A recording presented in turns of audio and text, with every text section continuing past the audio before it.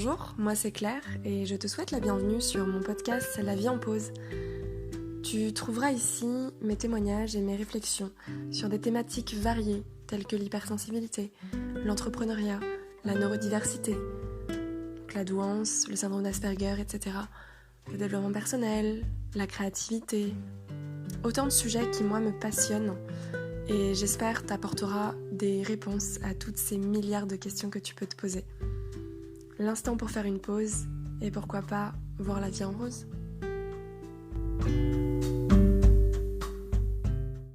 Bonjour, alors je suis de retour, j'ai pris quelques jours de congé et donc en fait j'avais aussi peu d'inspiration, je dois te l'avouer.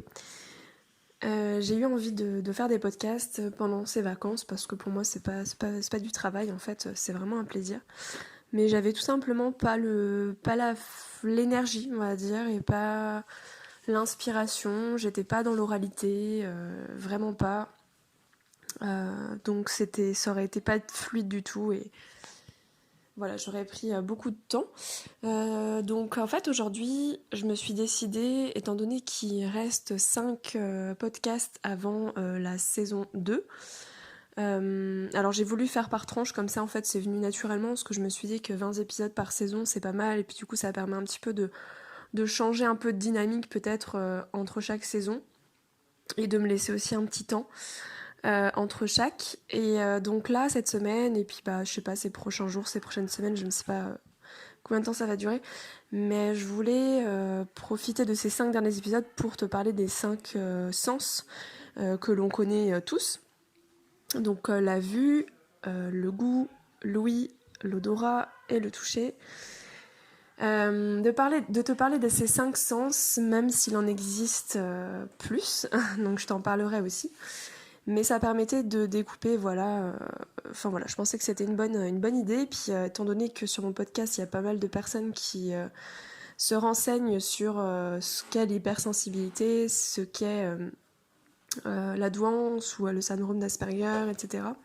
Entre autres, je me suis dit que ça pouvait être intéressant de clôturer un peu là-dessus. Alors c'est vrai que pendant ces 15 épisodes, j'ai beaucoup parlé de la douance, du cerveau, du fonctionnement, de l'hypersensibilité, mais j'ai aussi parlé quand même de sujets tels que la créativité, la communication, enfin voilà. Donc je te laisse découvrir si jamais tu n'as pas forcément tout écouté. J'ai aussi décidé de faire des plus petits formats. Donc voilà, du coup c'est pour ça aussi que je sépare. Je me dis que c'est bien de détailler en fait chaque sens, comment moi je le perçois, comment je le vis. Pourquoi je me considère hypersensible sur certains sens, si ce n'est tous. Voilà, et du coup de détailler chaque sens. Voilà, donc j'espère que ça va te plaire. Je pense que je vais commencer par la vue, parce que du coup c'est le sens qui chez moi le plus développé. Donc voilà, écoute, je te dis à tout de suite, je vais mettre sur pause et puis c'est parti. Alors, la vue. Ouais. Bon, alors, pour t'expliquer un petit peu déjà mon parcours, depuis petite, je suis fascinée, mais vraiment fascinée par les couleurs, par les textures, les reliefs, les contrastes, les lignes. En fait, tout l'univers de l'image et tout l'environnement, enfin tout ce qui m'entoure, mais notamment des choses quand même très graphiques, très... comment expliquer, avec une espèce de... Je cherche mes mots, hein, du coup, comme d'hab. Voilà, très, très marqué, très symétrique, en fait, très géométrique, peut-être. Je vais utiliser ces mots. C'est vrai que j'ai toujours été attirée par ça, mais aussi par le mélange, en fait, de cette symétrie et ce côté très ordonné à quelque chose de beaucoup plus explosif. Et ça se ressent certainement dans mes photos. Donc voilà, donc j'y viens. Donc aujourd'hui, je suis photographe professionnelle, mais ça n'empêche que je l'ai toujours été de façon entre guillemets amateur. Mais pour moi, en fait, mon outil avant d'être photographe, c'est-à-dire d'avoir un boîtier pour prendre des photos, j'avais d'abord mes yeux, tout simplement. Et quand j'étais petite, j'étais, comme je vous dis, vraiment fascinée par le monde qui m'entourait. Et donc je feuilletais en fait des bouquins, des livres, des magazines. Euh, et puis petit à petit, quand il y a eu à l'arrivée donc d'internet, des jeux aussi sur mon ordinateur, enfin tout ça, vraiment je trouvais ça magnifique en fait, magnifique. Et je sais pas, si c'est pas le terme, c'est fascinant en fait. Enfin, c'est vraiment fascinant. Le terme plutôt. Tout l'univers des couleurs, ça m'a toujours en fait intriguée et puis absorbée. Euh, et donc voilà, et petit à petit, par exemple ma grande sœur, elle est graphiste, donc clairement moi j'étais fascinée par ce qu'elle faisait, par son travail. Je me suis même dit que j'allais faire le même travail, mais je n'avais pas j'avais mes yeux pour voir, mais pas forcément mes mains pour le pratiquer ou essayer de pouvoir le réaliser graphiquement en fait. Donc on va dire que en tout cas moi je me suis pas focalisée sur ce métier mais plutôt sur la photo. Et en fait voilà, j'ai découvert des photographes, j'ai découvert tout cet univers et je me suis dit mais mon Dieu, mais c'est absolument évident pour moi de faire ce métier là. Donc j'ai rapidement demandé à mes parents s'il était possible que je fasse des études en photo. Et je le savais déjà depuis le collège, du coup. Et du coup, ça n'a pas abouti, malgré la visite de certaines écoles et puis ma volonté. Mais en fait, ça n'a pas suffi pour les convaincre. Enfin, voilà.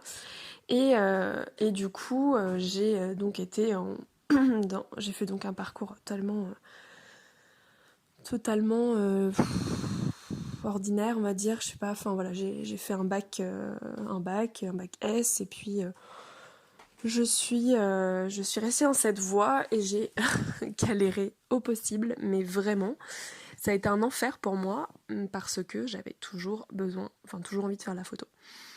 Et donc j'ai voulu après rentrer en école de photo, donc après le lycée, mais toujours pour les mêmes raisons, c'était pas possible. Et notamment aussi par le biais financier, parce qu'il fallait que je parte de ma ville natale et que voilà, que j'aille dans des grosses villes où ça coûtait assez cher. Et l'école coûtait cher aussi. Enfin voilà. Et du coup, j'ai fini par aller à la fac à Rennes en information communication. Donc je me suis dit que ça se rapprochait le plus des domaines que j'aimais, donc le web, la photo, etc. Même s'il n'y avait absolument pas de pratique, hein, c'était juste très théorique. Mais ça me permettait au moins de faire quelque chose déjà et puis de me rapprocher de ce que j'aimais. En plus, je me suis dit que la fac, ça allait. Je cherchais l'autonomie déjà. Je cherchais vraiment l'autonomie, l'indépendance et surtout ne pas avoir trop de cours parce que le lycée m'a vraiment plombée et ne pas être confrontée trop à des cours de petite classe en fait, les TD, tout ça. Voilà. Parce que pour moi, les amphis, j'étais beaucoup plus à l'aise dans le sens où, voilà, il n'y avait pas d'interaction en fait. J'étais juste là pour écouter et voilà, je repartais quoi. Mais bon, il y avait quand même du monde, c'était compliqué. Je m'écarte grave du sujet, c'est pas grave. Mais peut-être, alors le lien que je peux vous faire par rapport à ça, c'est que j'étais une enfant, une adulte aussi, une ado, très timide. Mais pour moi, la timidité, j'en parlerai plus tard, mais pour moi, c'est vraiment une conséquence, en fait, et non un trait de caractère. On peut être prédisposé, peut-être, mais franchement, biologiquement, je parle, mais sincèrement, je pense que c'est plus une conséquence. Et donc voilà, donc ma timidité a fait aussi que j'ai envie d'être photographe pour pouvoir vraiment me mettre en retrait, étant donné que je passais ma vie de toute façon à être en retrait et à observer le monde qui m'entourait. Et c'était ça qui me passionnait en fait. Et je voulais immortaliser ces choses-là et je me disais que j'aurais été douée là-dedans. Mais donc j'ai décidé à l'âge de 15 ans, quand même, en dehors de mes études, d'en faire de la photo, hein, bien sûr, et de le pratiquer à côté. Et c'est ce que j'ai fait, j'ai acheté mon premier boîtier, je me le suis offert pour mes 15 ou 16 ans, je ne sais plus. Et j'ai commencé à faire de la photo, et bien entendu, j'ai adoré ça, voilà, et puis ça a été en crescendo. Et donc je n'ai jamais lâché cette passion à côté, enfin lâché. C'est-à-dire qu'il y a eu des périodes où j'en faisais plus, mais il y a des périodes où c'était intense, quoi. Mais le problème, c'est que j'arrivais pas à aller vers l'autre. Donc en fait, je m'ennuyais un petit peu en ce que je faisais parce que je prenais beaucoup de paysages, des choses comme ça en photo. Je me faisais vraiment discrète, mais il me manquait quand même quelque chose que j'avais envie de développer. Et du coup, c'était les portraits. Et j'ai réussi plus tard, en fait, quand j'ai repris confiance un peu plus en moi. Et donc, j'ai réussi à faire quelques photos. Voilà un peu, et donc le rapport avec la vue, encore une fois, ce sens qui pour moi était très développé parce que c'était ce qui me permettait de... Comment expliquer? Enfin, de voir des choses que les gens ne voyaient pas forcément. Donc en fait, moi j'arrivais à déceler des failles, euh, des, des bugs en fait, des fois, enfin, j'ai l'impression de parler un peu comme un ordinateur, mais je pense que ça fonctionne un petit peu. Là-haut, ça doit fonctionner un petit peu de la même façon tout de même. Et voilà, et du coup, je percevais tout ça, en fait, tous les problèmes du monde. Et je voyais aussi les micro-détails, les petits défauts. En fait, je me focalisais vraiment sur ça, mais aussi sur les talents, en fait, sur vraiment presque ce que les gens ne se rendaient pas compte de ce qui dégageait, de ce qu'il y avait au fond d'eux, et moi je le percevais tout de suite en fait. Et c'était évident pour moi, et c'était dur de pouvoir en parler parce que c'est pas évident pour la personne qui est quasiment dans l'inconscience en fait, et qui l'est en fait. Ou en tout cas qui veut pas forcément le voir ou qui le voit pas, enfin bref. Et donc moi ça m'a suivi toute ma vie, et donc je pense que j'avais je sais pas comment on peut appeler ça, mais vraiment une espèce de capacité d'analyse je sais même pas parce qu'en fait c'était instantané quoi, je voyais ça tout de suite en fait, mais je pensais que tout le monde était pareil et du coup enfin bref. Mais donc cette capacité un petit peu à m'extraire du reste et à me focaliser sur quelque chose me permettait d'avoir à la fois un grand angle et à la fois un zoom sur les choses, donc de voir de façon voilà, globale et de façon très détaillée. Qui m'a forcément aidée dans la photo. Mais cette... Enfin, comment expliquer Enfin, donc voilà, enfin, en tout cas, pour moi, la vue, c'est avant d'être hypersensible au niveau de la vue, c'est quand même un sens, parce qu'on parle toujours de choses, c'est bien, c'est pas bien, mais c'est quand même un des sens, du coup. Faut pas oublier la fonction première, en fait, et je trouve qu'il est extraordinaire, quoi. Enfin extraordinaire, c'est quand il est en plus développé, oui il peut être extraordinaire pour la personne qui le vit, donc pour moi c'était genre génial, et à la fois aussi pas forcément super agréable, mais en même temps aussi ça permettait d'aider les autres ou par le biais de mes photos de leur faire du bien aussi, ou enfin voilà. Et puis ça permet aussi d'avoir des interactions parce que c'est un sujet aussi. Une photo, c'est facile à commenter. Enfin bref. Donc voilà, et du coup pour moi ça a été un outil de développement personnel en fait. Ça a été un outil d'expression de moi-même, donc d'exprimer mes émotions, mes ressentis, ma vision du monde, ma perception. Enfin voilà, c'était tellement plus simple pour moi que de le dire avec des mots en fait. Et puis c'est un moyen de communiquer à travers le monde, c'est-à-dire de faire passer des messages. Voilà. Et du coup,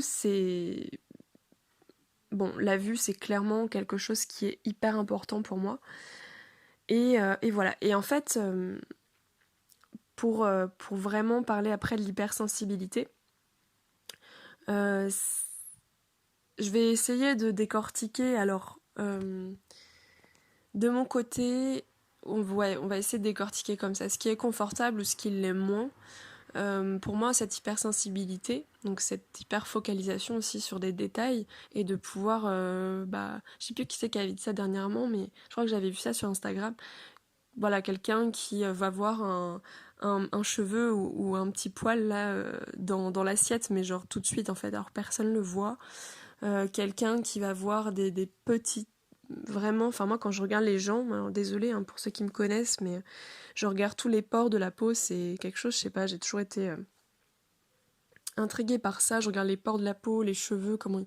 Mais du coup c'est vraiment très, très fin en fait. C'est une finesse d'attention qui les gens, enfin prêtent pas forcément attention juste parce qu'ils soit ils en ont pas envie, soit c'est parce que c'est pas développé chez eux et puis c'est ok. Euh, donc voilà. Et du coup, ce qui peut être confortable, en tout cas pour moi, dans l'hypersensibilité de la vue, ça va être bah, voilà, cette hyperfocalisation, le fait de voir le monde d'une autre manière aussi, parce que de le voir dans son ensemble, c'est-à-dire globalement, mais vraiment, c'est pas de manière globale, c'est-à-dire parce que la plupart des gens voient ça de manière globale. Mais pour moi, la vision globale, ça englobe tout, et c'est une vue un peu aérienne, quoi. Comme une vue un peu de conscience qui est plus haute, en fait. Donc, c'est prendre du recul, et du coup, on voit tout ce qui se passe sur le même plan, en fait, en simultané. Voilà, pour moi, c'est ça ma vision globale, en tout cas, et la vision des détails, des micro-détails. Et c'est ce qui fait que je suis... Enfin, c'est ce qui fait que... Non, c'est pas ce qui fait que, mais je suis très perfectionniste. J'aime, voilà, que les choses... Enfin, des fois, j'y passe un temps fou sur une photo, à retoucher une photo, je ne sais pas, est-ce que là, je fais de la mise en page enfin, voilà, je fais de la mise en page, ou même quand je fais de la création de contenu, tout ça, mais je suis vraiment au pixel près, quoi. Il faut que tout soit super bien aligné, nickel et tout. Et ce qui fait que y a des outils comme Canva ou quoi encore, qu'est-ce que j'avais utilisé, ou après les plateformes que j'utilise pour la mise en page, mais qui sont parfaits pour ça, parce que maintenant on peut vraiment aligner, que ce soit genre, enfin, parce que l'œil humain peut se tromper. Et du coup, on y passerait vraiment beaucoup de temps. Mais là, on peut vraiment tout aligner. Et pour moi, c'est ultra important. Il faut que ce soit hyper symétrique. Donc je suis assez pointilleuse là-dessus. Et ce qui peut être confortable aussi, c'est du coup la perception des couleurs. Je pense que j'ai une bonne perception des nuances, des couleurs, et je me fascine pour tout ce que je vous ai dit au tout début du podcast, les lignes, les textures, etc. Et voilà. Et du coup, ça me permet de mélanger des choses et puis du coup de créer plus facilement. Et puis de m'émerveiller aussi pour pas grand chose, que les gens pensent que c'est pas grand chose alors que pour moi c'est genre un truc de fou. Je sais pas, le ciel étoilé, pour les couchers de soleil, pour les nuages quand ils ont une certaine forme, une certaine texture, genre c'est pour une fleur, enfin voilà, c'est des petites choses comme ça qui peuvent vraiment m'émerveiller. Ensuite, je vais parler du côté un peu plus Hum, ah oui, si, il y a aussi... si, je peux me fasciner pour, vous voyez, les choses qui brillent, les choses qui bougent, genre de l'eau, par exemple, quand elle fait des oscillations, là, euh, quand elle a une forme particulière. Sur des objets, en fait, souvent c'est sur des objets ou des choses qui sont un peu psychédéliques, là. Enfin bref, moi ça m'absorbe totalement. D'ailleurs, ça me fait penser qu'il y a une époque où j'étais fan des illusions d'optique et trucs comme ça. Enfin, ok. Et donc, ce qui est inconfortable, par contre, alors c'est sûr que ça a ses inconvénients. C'est que j'ai une hypersensibilité à la lumière, donc photosensible. Également sur ma peau, par exemple. C'est-à-dire que j'ai fait... quand je suis partie vivre dans le sud de la France vers la vingtaine. Je suis partie de 3 ans, et de toute façon, dès les premiers mois, j'ai cramé. Donc ma peau, elle a... sur la peau du visage surtout, et après des bras et tout ça. C'est-à-dire que je sais pas si j'ai dépassé mon capital soleil, là, je sais plus comment ça s'appelle ce truc. Mais en tout cas, ça m'a fait une seconde peau, donc j'ai fait 2 étés de suite des lucites. Donc ça fait comme un grain de peau. Enfin, je vais pas vous détailler le truc, mais voilà, c'est un grain de peau. Enfin, ça fait une deuxième peau, quoi. Donc c'est pas des gros boutons, c'est juste des petites bosses en fait. Et j'étais recouverte, clairement. Donc du coup, bah, j'ai fait attention et je me protège maintenant. Voilà, et maintenant, mais du coup, je le sais. Enfin, bon, là, je parle de la peau, mais du coup, oui, c'est à la lumière, en fait. Mais maintenant que je le sais, ouais, je me protège. Bon, bref. Et aussi, qu'est-ce qu'il y a également? Ben, du coup, après, c'est tout. Mais bon, je l'ai déjà dit dans d'autres audios précédents, mais je vais quand même répéter. Euh, Sensible au niveau de la lumière de l'ordinateur. Enfin, moi, je mets une lumière, en général, assez basse, même voire très basse. Et faut pas que ce soit trop, quoi, parce que sinon vraiment ça me défonce. Et en plus j'ai des lunettes anti-lumière bleue. Euh, et voilà. Et du coup sur mon téléphone, pareil, j'ai quand même mis le filtre anti-lumière bleue, donc il est quasiment jaune mon truc, mais bon. Ça me permet d'apaiser parce que ça me brûle en fait. Je sens une brûlure, hein, clairement, je sens tout de suite, bah, ça me fatigue déjà et puis ça me fait mal en fait. Donc bon, j'arrête, j'ai arrêté. Je me protège aussi là-dessus. Ensuite, qu'est-ce qu'il y a aussi? Bah, je sors tout le temps avec mes lunettes de soleil, hein, même quand c'est nuageux. Très souvent, oui, très très souvent, je sors avec mes lunettes de soleil parce que c'est bah, le blanc et tout ça, ça sert de diffuseur, hein, du coup ça pète, clairement, et donc ça fait presque plus mal. La nuit, c'est une cata. Alors je ne roule pas parce que certaines personnes sensibles à la lumière roulent avec des lunettes de soleil la nuit, sauf que moi, mes lunettes de soleil, clairement, sont faites pour le soleil et non pas pour la nuit. Donc en fait, ça obscurcit tout, ce qui fait que ben, là, clairement, je vois plus rien en fait. Donc c'est pas possible. Mais par contre, clairement, j'ai pas trouvé de solution par rapport à ça parce que ça me tue les yeux. Rouler la nuit, je le fais plus. En tout cas, quand ça m'arrive et que j'ai pas le choix, ben je sais pas, mais j'ai pas le choix. Donc, mais c'est horrible en fait. Je roule comme une mamie, quoi. Je veux dire, tout le monde me colle aux fesses. Je suis obligée de me baisser parce que sinon je vois aussi dans les rétros, dans les rétros, ouais. Et donc c'est pour pas ne pas voir, sinon vraiment ça m'aveugle en fait, c'est horrible. Donc voilà, ensuite bah du coup ça va être les lumières artificielles. Donc chez moi c'est beaucoup les LED. Donc ça j'ai remarqué, les LED vraiment c'est quelque chose qui, bah en plus c'est partout, enfin il y en a beaucoup de LED je trouve aujourd'hui. Il y en a partout dans les trucs, mince, dans les bars, restos, tout ça.